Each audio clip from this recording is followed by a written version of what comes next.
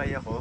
May mga video na nito sa YouTube, pero itong Xbox na to, which is Slim E, jailbreak ko to ng USB dun sa Hypervision. Then Rock Band Blitz, hindi ko na na-video yung Rock Band Blitz, umalis ako. Pagbalik ko after 10 minutes, lumabas na to. So yan na, CPU key.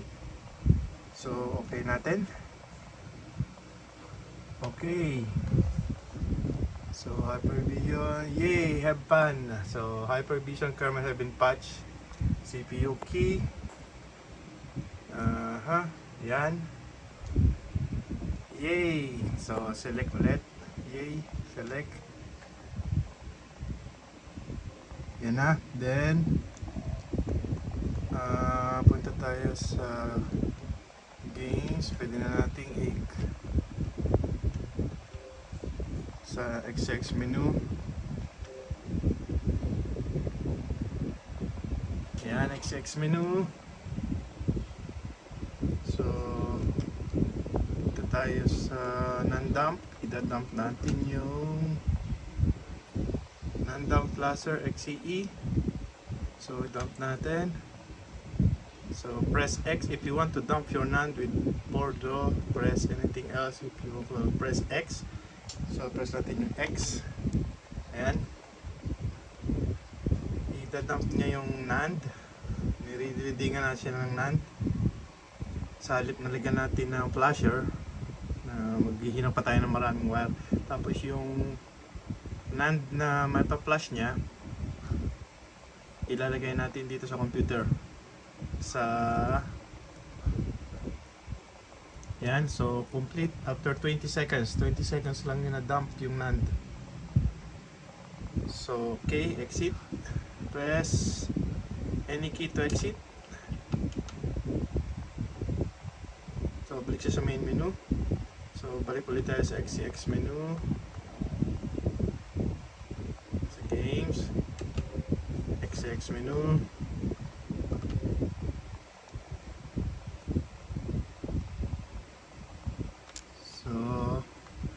Ay. Back. Nandun tayo sa non-dump patch. Ayan na. May CPU kanya yung non-dump bin. Ito ay nasa USB na. So lalagay natin niya sa computer para i-modify natin. Gawin natin RGH. Then ibabalik natin dito. So tanggalin na natin. Exit. So gawin niya.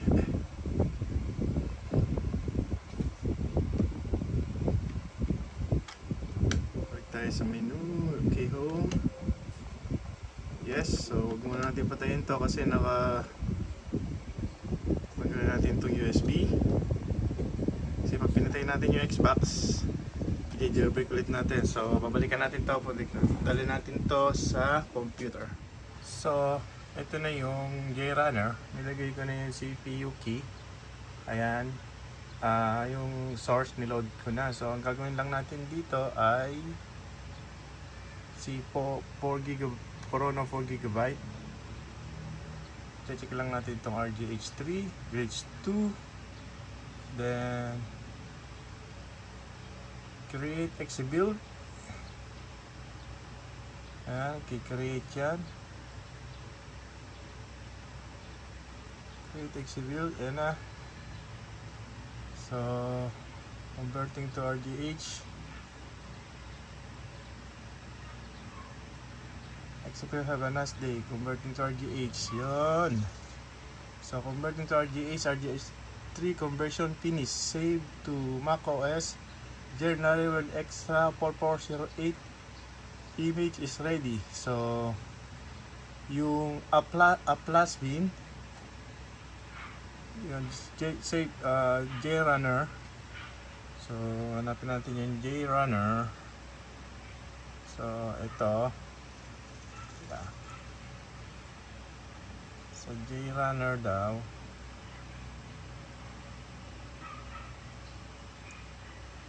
Ayan, may password niya. Ayan, andyan na, J-Runner.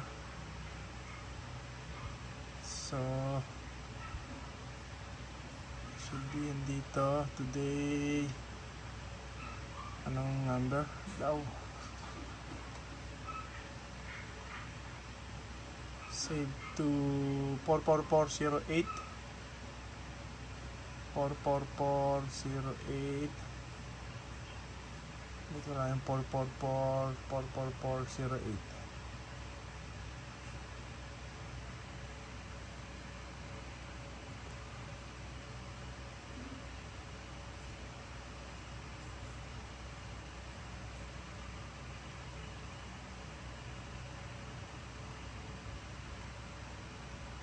J-Runner extra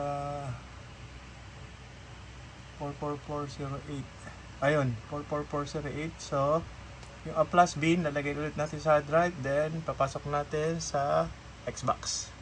Okay. So, ayan. Dito na yung USB. Nakasaksak na. Dito na yung Xbox. Ayan, kita yung mandal. So, ayun yung USB. Punta ulit tayo sa games. My games. Buksan natin ulit yung XCX menu.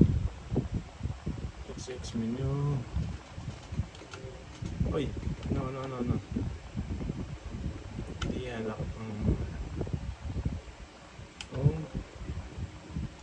Kamalita.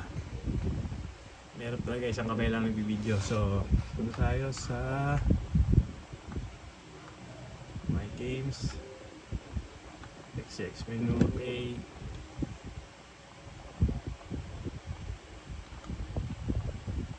Nandang. Uy, ano ba? Nandang patch.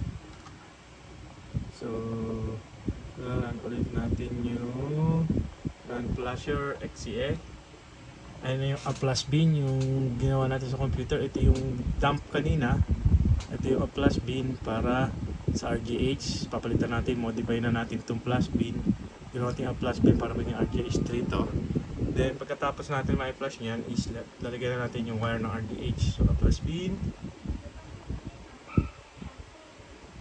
Press. Ay, no. XCX flasher. Yan. So, nagkaroon siya ng option. So, press A if you want to flash your NAND with low flash. So, kung ipa-flash natin, so kailangan i-flash natin. If you want to save flash, so hindi natin gagawin yan. Press X if you want to dump your NAND, ay dump na natin. So, ito lang gagawin natin, ipa-flash natin. So, press A. Press A. Then, press A if you want to flash. Then, press X if you want to dump your NAND. Press start to flash your NAND. Or press anything else to exit. So, press natin yung start. Press key start. Start. So, pa-flash niya yan. Modify na natin yan. So, gawin nyo lang to kung meron kayong flasher kasi mabibreak tong Xbox. Kailangan natin hindi siya magbo-boot. Ayan, nagbo-boot na pero hindi siya magbo-boot. Magre-red light yan. So, patayin na lang natin. Ayan, namatay na. Red light na yan. So, hindi siya nag-boot kasi nga kailangan natin ilagay yung wire. So, i-RGH na natin to. So, kabit natin yung wire. Balikan natin. So, ito lang yung pinaka hirap dito sa RGH 3. Yung pagkakabit ng wire. Especially sa Corona, kailangan pa ng post-pick adapter para looks professional ba. Iba kasi dati sinususok lang yung wire doon. So, ayan yung wire. Bali, dalawang wire lang dapat yan kung yung version 123 yata yun. Yung version na to ay hindi po pwede kasi wala siyang linya dito. So, kailangan talaga ng post-fix adapter nakarekta doon. So, wire lang. Dalawang wire, resistor 1K, tapos wire, dalawang wire lang, bali yan. Itong post-fix adapter para lang kumonekta dito sa loob ng GPU. Kaya nakapunta din yan para malinis tignan at hindi ka nangangapa dito. So, yung adapter, diretso na yun. So, nakikabit ko na yan, ikakabit ko yung heatsink, then magbuboot yan. So, hopefully hindi natin nilagyan ng, kasi 4 gig 16 MB to, 4 gig 4 gig nga ba to, 4 gig o 4 gigabyte na Corona.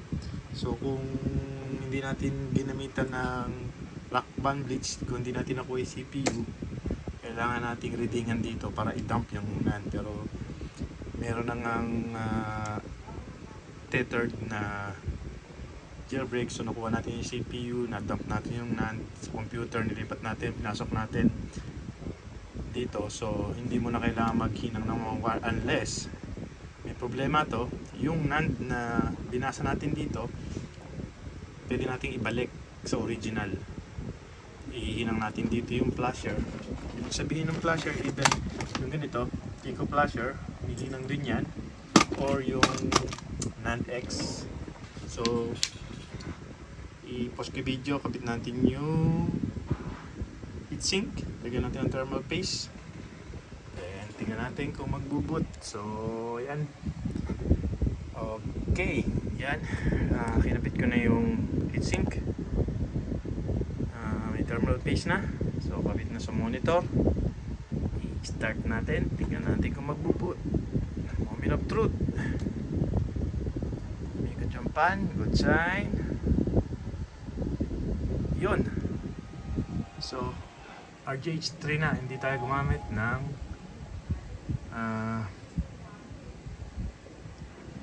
yun nga, NAND flasher.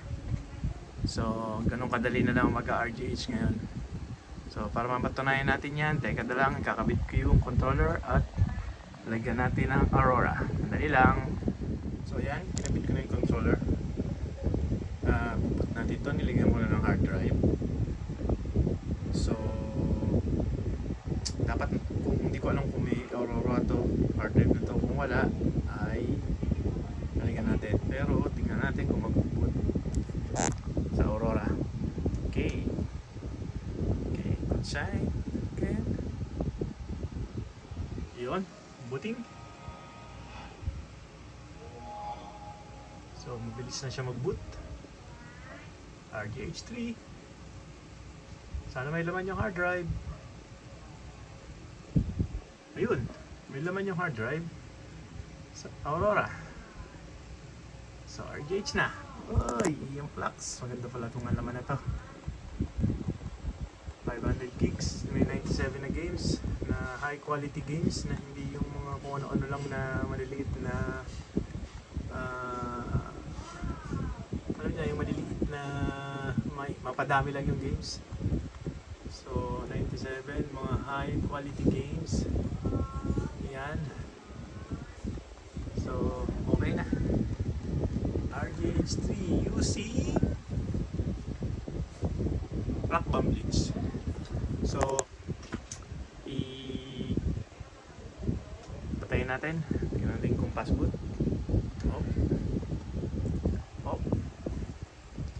So on. 1, 2, 3, 4, 5, 6. Yan, abot na eh. Yan, 4 to 5 seconds.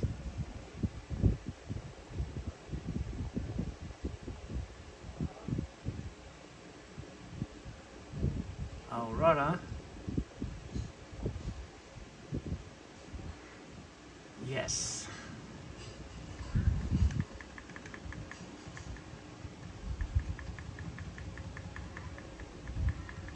So yun lang.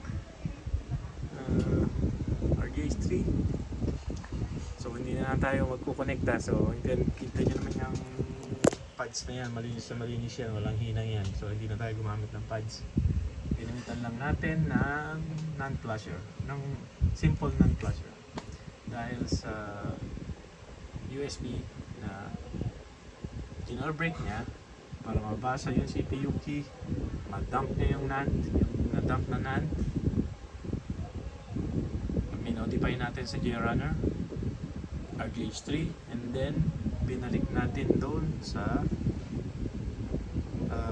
Xbox yung modify NAND via USB, pinasok natin, Pero kailangan natin baklasin dahil kailangan natin ilagay yung wire. Dahil hindi siya magbo-boot pag hindi natin nilagay yung bleach wire. So, ganun lang kadali ang mag-RGS ngayon. Hindi katulad no mga past 6 months ago, wala pang hypervision. So, yung mga inyo na mid 2014, mag-jailbreak nyo ng hindi nyo bubuksan actually. Pero marami kayong gagawin. Maraming need mga tutorial na sa YouTube. I-explain nila ng tamang explanation na madaling maintindihan. So, mahirap kasi intindihan. Mas lalo kung mga baguhan. Pero, ganun pa rin. Kailangan nyo ng skill sa paghihinang. Dahil medyo maliliit yung katulad ko, medyo malabo na mata ko. Talagang kailangan ko ng microscope. Camera. Pero kung meron kayong yung magnifying lens, baka kaya nyo eh. Kung meron kayong skill sa paghihinang, kaya nyo mag-RGH. Konting tiyaga lang. Konting kaalaman lang. Basic. So yun lang. Okay na itong X-Pack na to. Lilinisin natin ito. Ibabalik natin ito sa dati.